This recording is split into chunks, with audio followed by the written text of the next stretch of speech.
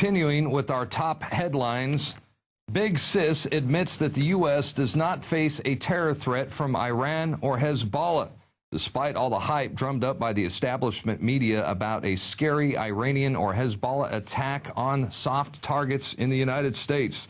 The Department of Homeland Security has admitted that there is no specific threat facing the country. DHS boss Janet Dung-Beetle Napolitano was obliged to admit that no such threat exists. She said, however, that there is a threat that bears watching. Meanwhile, CNN and the establishment media have enthusiastically hyped Israel's terror narrative by running reports and stories speculating an attack on Jewish targets inside the United States. The medical establishment is firing patients who refuse big pharma, big government vaccines. This is an article posted in the Wall Street Journal where they mention a study of Connecticut pediatricians published last year says that some 30% or 133 doctors said that they had asked a family to leave their practice for vaccine refusal. Can you imagine? And a recent survey of 909 Midwestern pediatricians found that 21% reported discharging families for the same reason. Well, now two can play at that game. If your doctor or pediatrician wants to inject you and your children with toxic chemicals, then you fire them and find yourself another doctor. I suggest that you can learn more about the dangers of vaccines. Go to vactruth.com, do the research yourself. I'm sure you'll make the right decision. Now, before we start talking about false flag terrorism, I want to take you to a piece that was put together by our very own John Bound. He's a very talented writer and producer here at Infowars.com, and he's going to educate us on the Hegelian dialectic. And he's focusing on the psychology behind government-sponsored terrorism. The global banking cartel has used one tried-and-true process to create wars, rob us of our currency, and eat away at our substance. This process of control over the masses is called the Hegelian dialectic. So what is it, and how is it being used today? German philosopher George Wilhelm Friedrich Hegel devised a dialectic, or method to resolve a disagreement between outcomes. The dialectic is made up of three attributes: thesis, an idea or opinion; antithesis, the opposite idea or opinion; and synthesis, the alchemic process to bring together a wanted change. It is commonly referred to as order out of chaos, and is waged against the masses in many forms.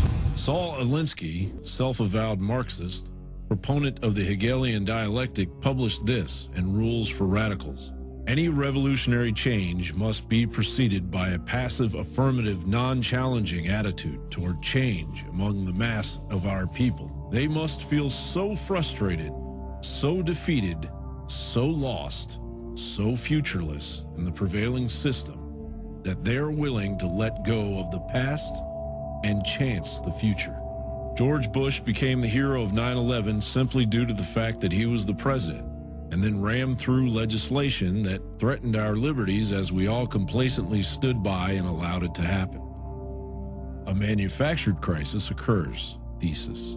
George Bush answers it by rallying public opinion and becoming the host of the tragedy, antithesis, thus owning the crisis through synthesis. Equilibrium is attained.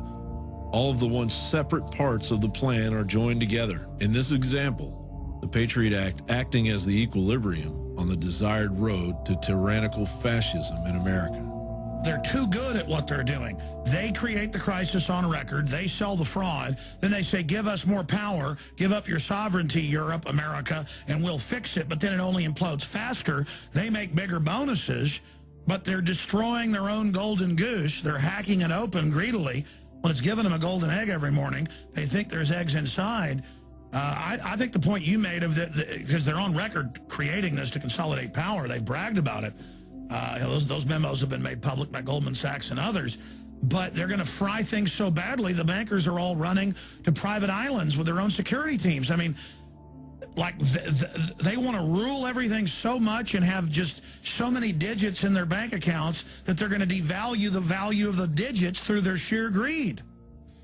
That is a possibility. And if you look at the Hegelian dialectic, if that crisis at the beginning spins out of control, they lose the tail end of the dialectic, don't they?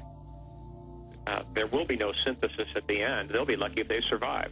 Another method to manipulate the masses is the use of two opposing views to attain the desired view. Politician A espouses the first view. Politician B counters with a differing view. A clear example of this was the debate over the unconstitutional NDAA bill of 2012. I strongly believe that the United States government should not have the ability to lock away its citizens for years and perhaps decades without charging them and providing a heightened level of due process. We don't pick up citizens, we don't incarcerate them for 10 or 15 or 20 years or until hostilities end, and no one knows when they will end, without giving them due process of law. The great concern that we have now in terms of the security of the homeland is from so-called homegrown terrorists, radicalized Americans. So these people, in my opinion, have taken sides. They've joined the enemy. And to have this body at this time, as the threat of homegrown terrorism rises, say no, they can't be treated as enemy combatants, is not only doesn't make sense, and is totally unresponsive to the facts that I've just described. President Obama threatened to veto the bill as long as it contained the section concerning due process, and then quickly changed his mind before the final version was voted through Congress. Obama then told the media that the version he had signed was revised to eliminate any threat to freedom of American citizens, even though this was not true, and the bill gives extraordinary powers to detain American citizens without a trial. The media synthesized Obama's lie by claiming that Obama will not use the powers he now has. The desired result is synthesized by mainstream media as they turn a blind eye to the debate. The American people cave into the lie because the process it is attached to seems so familiar. John Bound, InfoWars Nightly News. And that brings us to our next segment. There are literally hundreds of examples throughout history of government-sponsored terrorism, known as false flag operations. And chances are that the United States and Israel plan on orchestrating such an event to be blamed on Iran as a pretext for war. It is a fact that virtually every single war since the Spanish-American War of 1898 has included the use of a false flag operation as an excuse to enter into conflict. But unfortunately, the lies have been covered after the fact, too late to prevent mass death and destruction. In 1953, the CIA and British intelligence staged terror attacks to overthrow the democratically elected leader of Iran, Mohammad Mossadegh. Mossadegh had nationalized Iran's oil fields and denied British petroleum a monopoly. U.S. and British intelligence operatives launched a successful coup d'etat and overthrew the Iranian government, replacing the regime with a ruthless dictatorship while seizing control of Iran's oil supply. 1964. U.S. warships were apparently attacked by North Vietnamese PT boats, an incident that kicked off the U.S. involvement in the Vietnam War.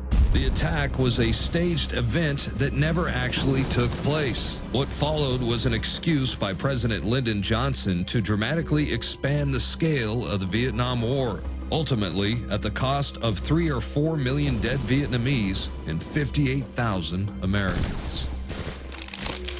June 8, 1967, the USS Liberty, an American naval vessel sailing off the coast of Gaza, was suddenly and deliberately attacked by naval and air forces of Israel. The well-coordinated attack, which lasted for hours, resulted in the deaths of 34 crewmen, 170 injured, and catastrophic damage to the ship.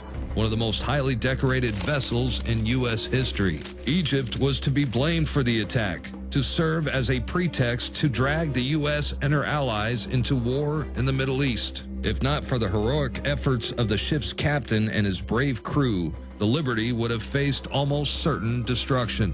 The truth about Israel's attack and subsequent White House cover-up continues to be officially concealed from the American people to this day. Now, in recent weeks, we have seen a massive buildup in the Persian Gulf by both the United States and Britain. Meanwhile, U.S. and Israeli intelligence sources are officially warning of domestic terror attacks inside the U.S. and Israel.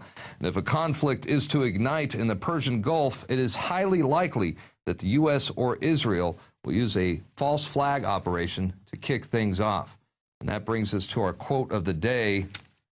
Ask yourself, would a government that has lied us into 2 wars and is working to lie us into an attack on Iran shrink from staging terrorist attacks in order to remove opposition to its agenda?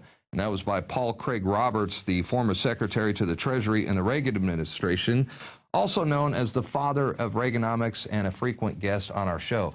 I actually think he was referring to the Bush administration when he made that statement, but I'm sure Craig Roberts wouldn't put it past the Obama administration to carry out a false flag terror attack as well. But, they're both run by the same offshore banking cartels and the military-industrial complex. Meet the new boss, same as the old boss. Now, that does it for the first half of our show. We're going to go to break, but when we come back, I'm going to interview author Matthew Stein. He's the author of When Disaster Strikes, a comprehensive guide for emergency planning and crisis survival. We're going to discuss the unthinkable, surviving a nuclear disaster. So stick with us. This is information I'm sure you're going to want to see. It could very well one day save your life and the lives of your loved ones. Matt Stein, when we return, right after this. We were brought up loving our country and our Constitution. That in the United States of America, we were free. And that's an attitude that we've tried to instill in our children. I met my wife while in the Air Force. I was a combat pilot in Vietnam. I served in Desert Storm as a commander. When I graduated from the academy, I took the oath of office. And as a commander, I administered that oath to many people. Now I wonder about the understanding people have of our Constitution, and I think about our candidates for President of the United States. It's interesting to see the support Ron Paul gets from the military. And if we think back to the code of conduct and people raising their right hand that they were going to support and defend the Constitution of the United States, why would those same people support in great numbers Ron Paul? I think it's because they know that he supports the Constitution of the United States. It doesn't mean you have to go to war to do it. It means you have to understand what the Constitution is and be a supporter inside of your own country, whether you're in the military or not, of that Constitution and make the United States strong. And Ron Paul does that. That's his feeling. That's his thrust. And that's why if you look at the percentages that support him in the military, it's huge. Why is that? Because they've raised their right hands and they're putting their lives on the line for us here in the United States. And they know that Ron Paul does the same.